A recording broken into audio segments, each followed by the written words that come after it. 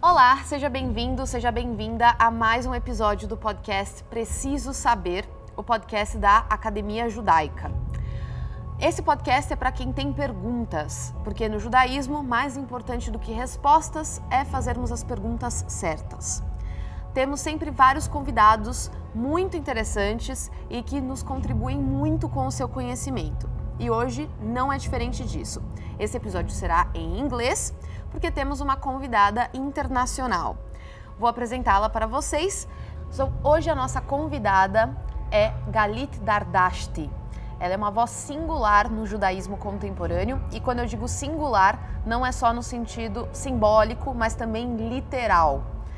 Ela é antropóloga, musicista, compositora, educadora e ativista cultural judaica Mizrahim. Ela lidera o grupo Dayan e cria performances como The Name e o recente álbum Monajat. Ela também tem um podcast de muito sucesso chamado Nightingale of Iran e pesquisa profundamente como a música, o corpo e a memória constroem identidade, especialmente entre judeus do Oriente Médio e do Norte da África. Vamos começar a conversa? Galeet, thank you so much for accepting our invitation. Thanks for having me. And for being here today with us. So I'll start asking you, your work lives in the space between voice, memory, and identity. So what do you think you inherited through sound?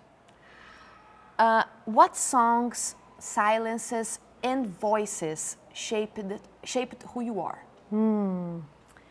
Thank you for that question. Well, I am very lucky to have come from a family where I basically, once I was born, I came into this musical family.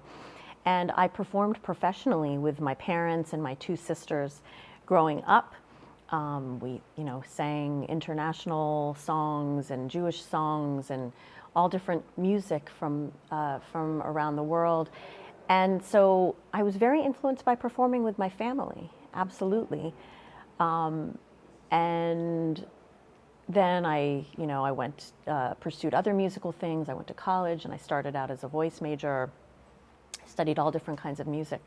But I'll tell you, I was also, I realized when I went to Israel and I spent time there when I was already an adult, I realized what I hadn't been exposed to musically. And that is, I hadn't been exposed to the Persian part of my family history. Like, not at all. It's a very long and kind of, it's a particularly interesting story that if you'd like to hear this podcast that my sister and I created called The Nightingale of Iran, that we tell this story.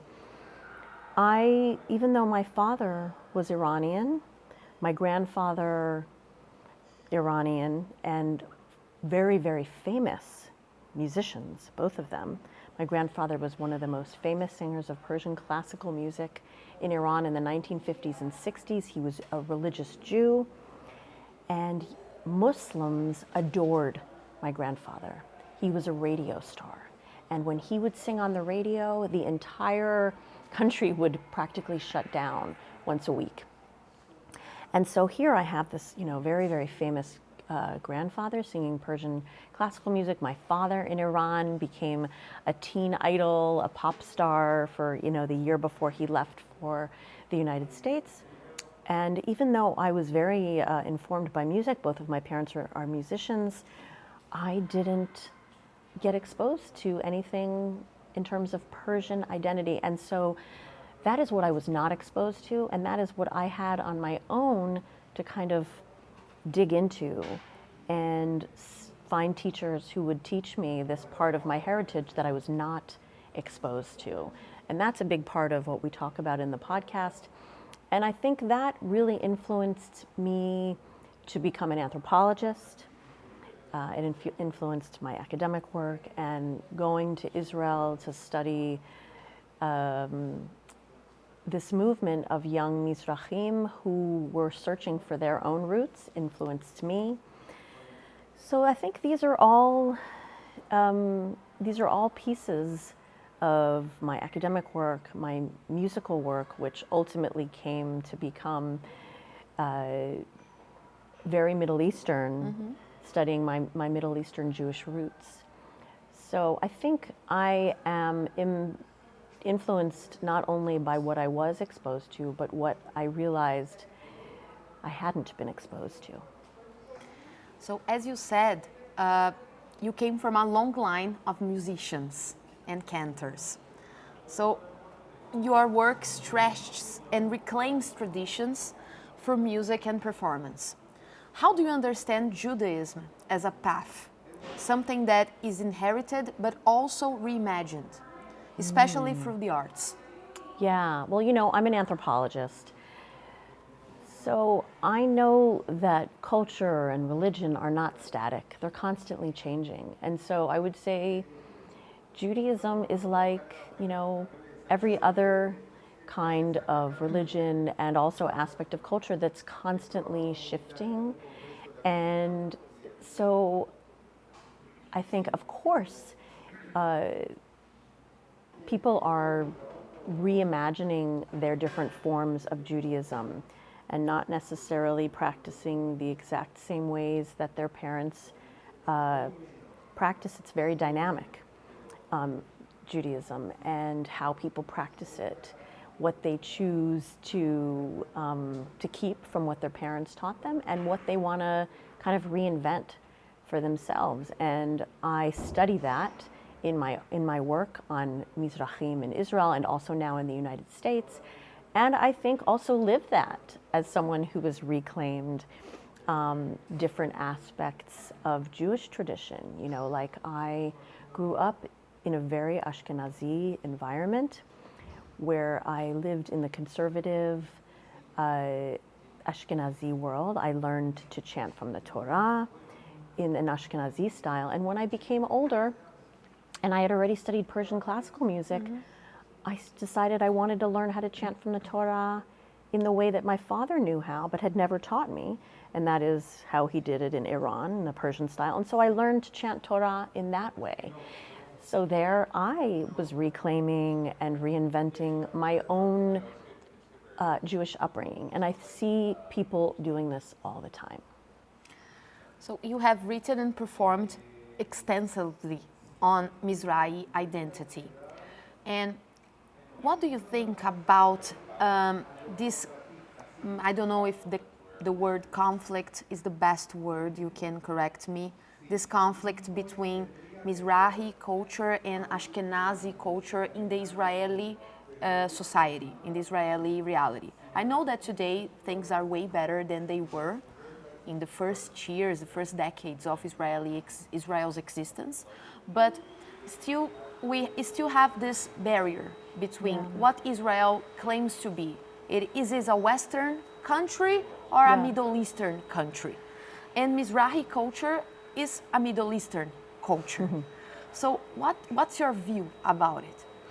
Yeah, I mean, it would be very difficult for me to crystallize my views, because I have many on this subject, since obviously I've thought about it a lot. But I think that there's no question, as you kind of alluded to, that these conflicts still very much exist in Israeli society. And you can see it actually, all throughout the, the crisis that Israel is having in terms of democracy, because some of the issues that those who are trying to kind of dismantle the way things have been historically is that they feel, many Mizrahim and many Jews of Middle Eastern and North African background feel that they haven't had power and they haven't had a say, and that they haven't had a fair share in many ways, and they're correct in many regards, and in terms of having their traditions being valued. I mean, for so long, religiosity was pushed down, Middle Eastern culture was pushed down, and many of them, not all of them, of course, come from religious backgrounds. So I think many of the issues that that Israel is addressing today still have to do with those divisions in Israeli society between religiosity and ethnic identity. And you can see that they're still very much at the heart of how people politically find themselves in Israel, that things are really stratified along ethnic lines in many ways.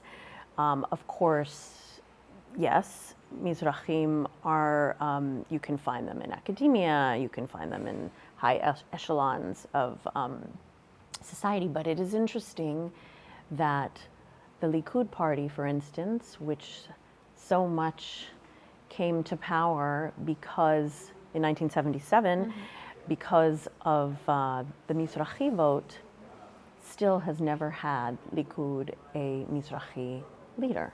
Yes. And so these discrepancies still very much exist and have not gone away. And I think it's it'll be a while.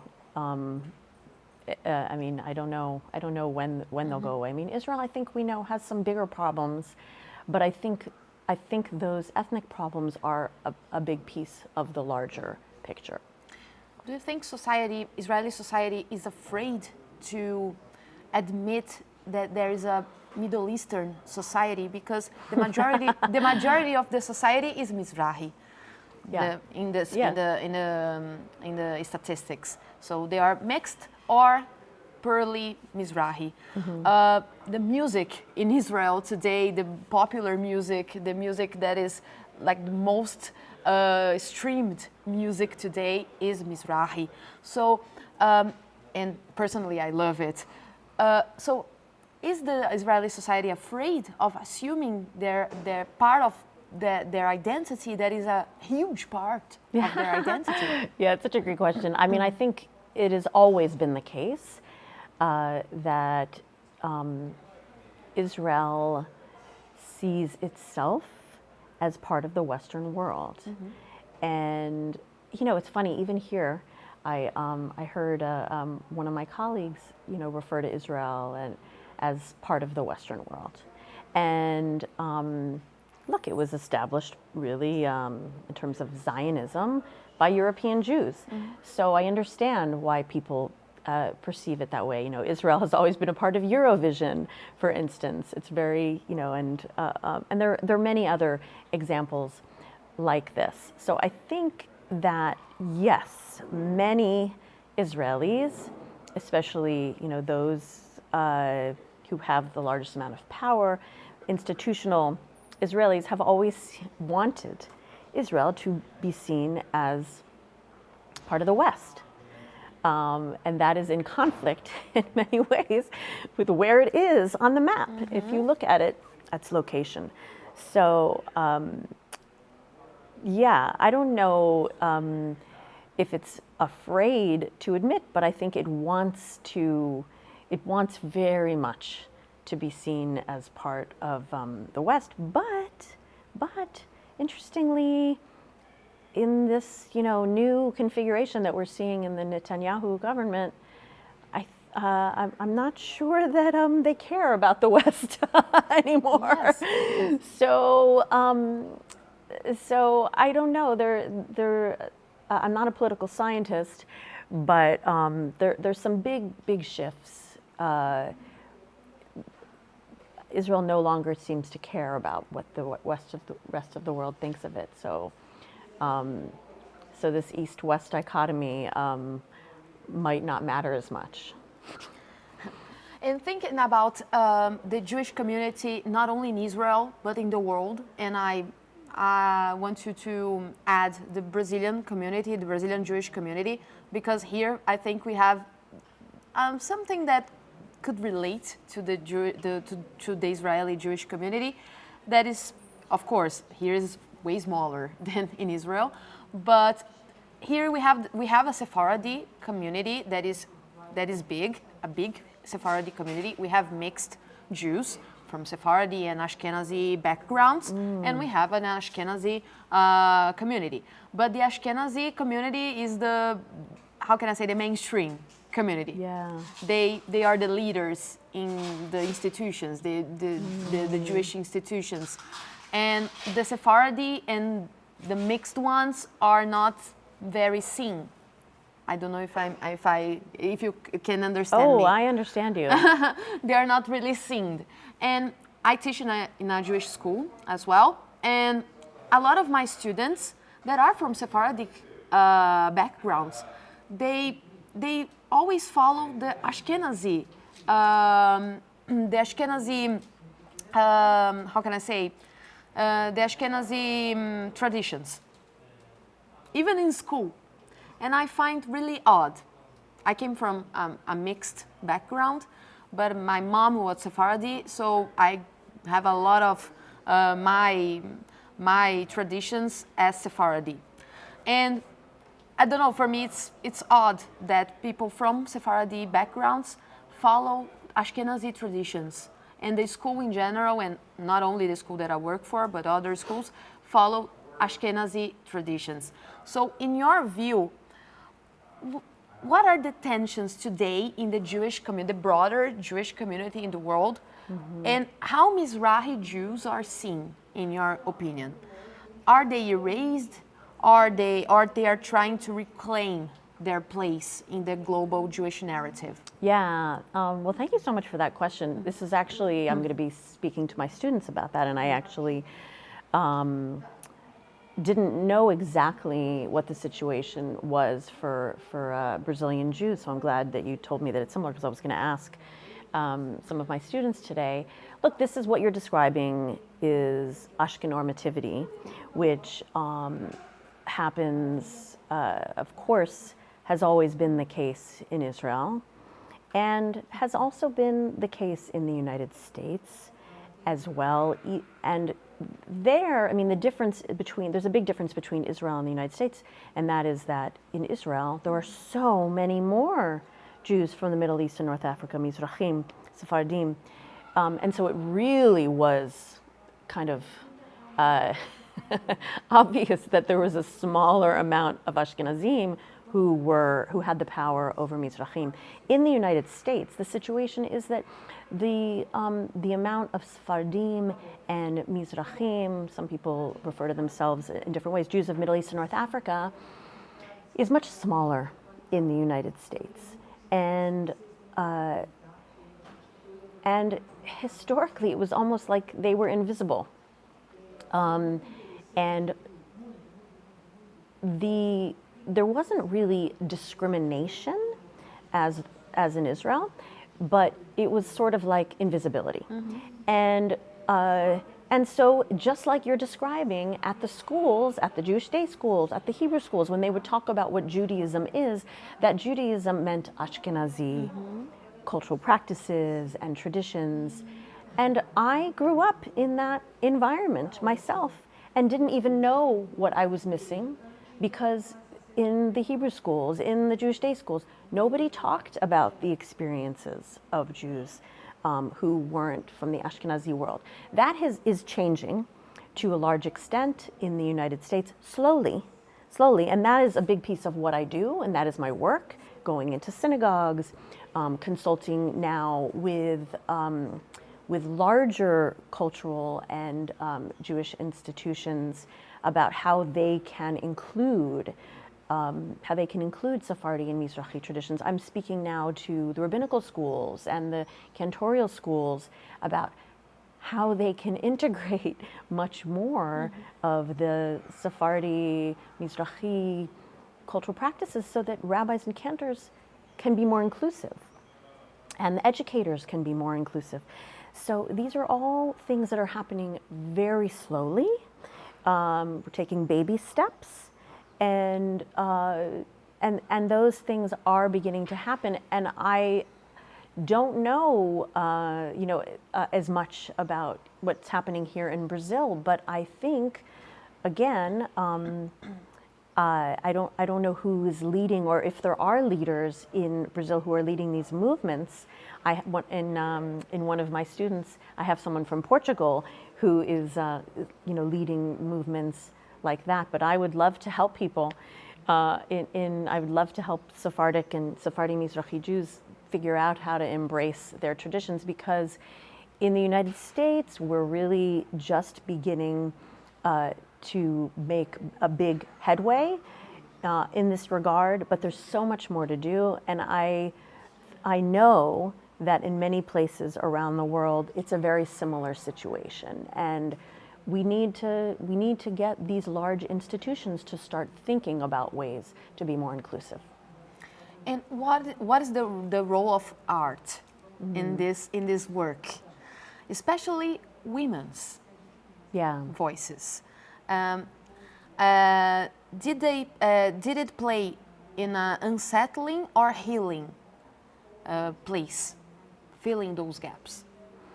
Yeah, well, the arts can be a very, very powerful way. I mean, this is a lot of what I do, of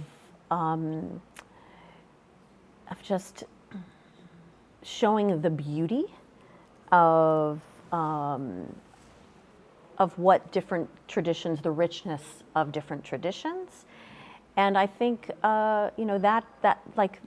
that's a perfect example of how you like Mizrahi music. And so, and a lot of Israelis like Mizrahi music, and so it's become really popular. And so those are ways where it's been very easy. If people gradually, their ears become sensitized and accustomed, people will realize, wow, there's beauty here. And it's a great way of kind of opening the door to create, shared interest and knowledge. So the arts, I think, are a very powerful way, and a very obvious way, through music and through food and through dance. Israeli dance is all to Mizrahi music now. Yes. And you had another question. What was your other question? You asked me about the arts. The women's place. Oh, right. So, so many. I can't say that that's changing everywhere. Like, I grew up in an egalitarian environment. And so, actually, because I grew up in an Ashkenazi egalitarian environment where I was reading Torah and I had the exact same abilities that men did, it was very natural to me when I went towards the Mizrahi world. I was already very comfortable with sacred music and being a part of that. But I can't say that all Sephardi Mizrahi Jews are okay with women, leading. I mean, I do a lot of work as a cantor.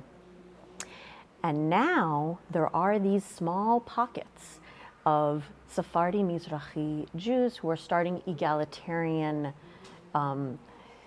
communities. And that's actually where I lead High Holidays in New York, in a community called Kanis. And we have Sephardi Mizrahi egalitarian services, and there are only a handful of other ones in the United States. But this is a new trend, is that not only do women want to learn their traditions, but they want to be empowered to lead them also. And so in many cases, women are learning these skills. They want to teach their traditions to their children as well. And that's been really exciting for me to witness and be a part of. Our podcast is called PRECISO SABER, that in English is I need to know. So we always ask our interviewers, what do you think that we need to know about the subject that we were discussing? So I would like to ask you what our audience needs to know about to honor the complexity of Jewish identity, and especially Mizrahi voices. So in a way that it's not nostalgic, but alive and forward-looking. Wow. Well, I mean, to continue on what I said, I think people need to be aware of the diversity of the Jewish experience. And so I don't know how much your audience knows about all of these other kinds of Jewish practices, but I can certainly make a little plug for my podcast, The Nightingale of Iran, which I do want people to know, considering all of the news about Israel and Iran right now, that there was this other time in the history of Iran where this little blip in history in the 1940s, 50s, 60s, 70s, where Jews and Muslims in Iran were completely integrated, and women were able to be fully integrated in society. So I want people to know about that, and I want people to know about this this particular time that we talk about in the Nightingale of Iran. I want people to know that there is just a wealth of Jewish culture, musically and culturally, and yeah, that if they want to seek it out, they can find it, and that even if they didn't, if they didn't learn it growing up, there are still many ways of researching, interviewing your families in order to get more of that information. And I'll ask you to sing a little bit for us. No problem. Oh. Is edited, so you can get your instruments and sing something for us a little bit. Get my instrument now? Yes, if you can. Oh, sure. And so I'm going to share a prayer from Jewish tradition, and in Jewish tradition, this particular prayer is sung actually every night as a prayer for protection and peace. And I feel like in the context of the world right now, we can use all of the prayers for protection and peace that we can get. And this particular melody I inherited from my father, and it's his improvisation, and I guess I'm doing my own improvisation on his from Iran. This is Hashkivenu.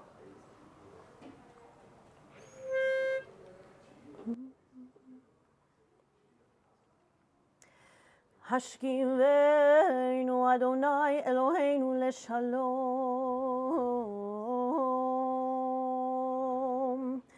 ve'hamidenu malkeinu lechaim, ufrotz aleinu sukat shelomecha, ve'tagnenu be'etzah tova milfanecha, ve'hoshienu leman shemecha, ve'agen ba'deinu,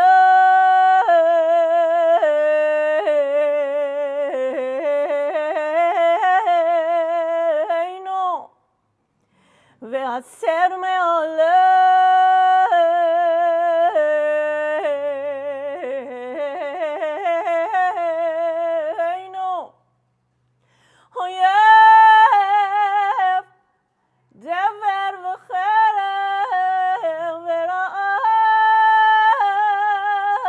ve'yagon,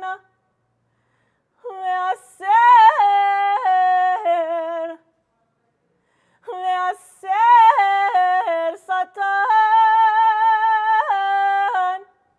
milefaneinu u'me'achareinu, u'b'tzel kenafecha tasirenu, ki el shomreinu l'shalom me'ata ve'ad olam, baruch atah Adonai shomer amo Yisrael ve'al kol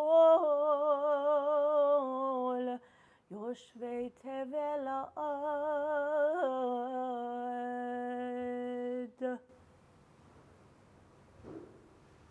Wonderful, wonderful. Thank you so much.